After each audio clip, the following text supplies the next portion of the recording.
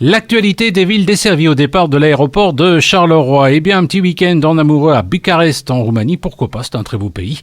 Comme durant le mois de novembre, on parle beaucoup de l'armistice de 1918, eh bien, on vous invite à prendre l'avion et à découvrir en ce moment au Musée national d'histoire de Bucarest une exposition consacrée à la Transylvanie et la Bessarabie durant la Première Guerre mondiale. Le 27 août 1916, la Roumanie déclare la guerre aux puissances centrales et les troupes roumaines entrent en Transylvanie, mais après quelques semaines de combat et quelques éphémères victoires, elles sont repoussée au-delà des cols des Carpates.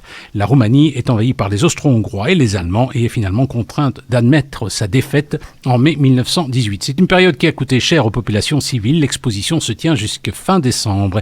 Vous pourrez aussi vous balader dans le parc de Bucarest. En automne, c'est très joli. Vous pourrez voir notamment le monument des héros français de Bucarest.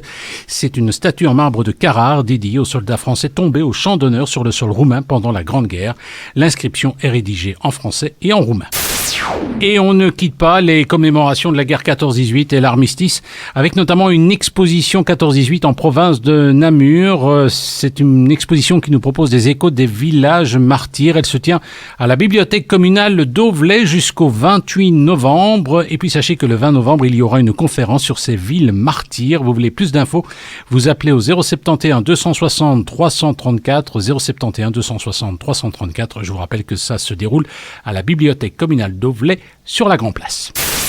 Le salon du livre de Mons, c'est un des plus importants en Hainaut, avec notamment celui de Tournai. C'est un salon différent de celui du livre de Bruxelles, moins cher pour les éditeurs surtout.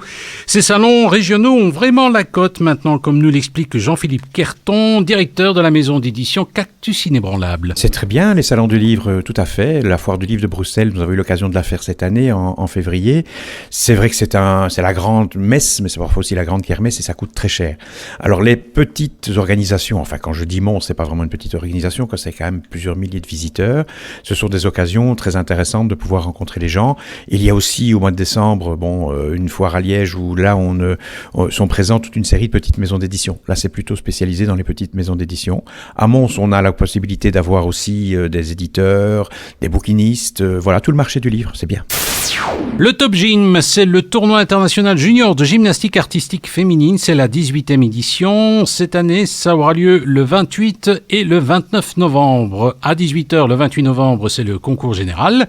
Et puis, le 29 novembre à 15h, ce sont les finales. Vous voulez plus d'infos sur ce tournoi qui rassemble les meilleures équipes mondiales de gymnastique féminine? Eh bien, vous appelez au 0477 57 14 57, 0477 57 14 77.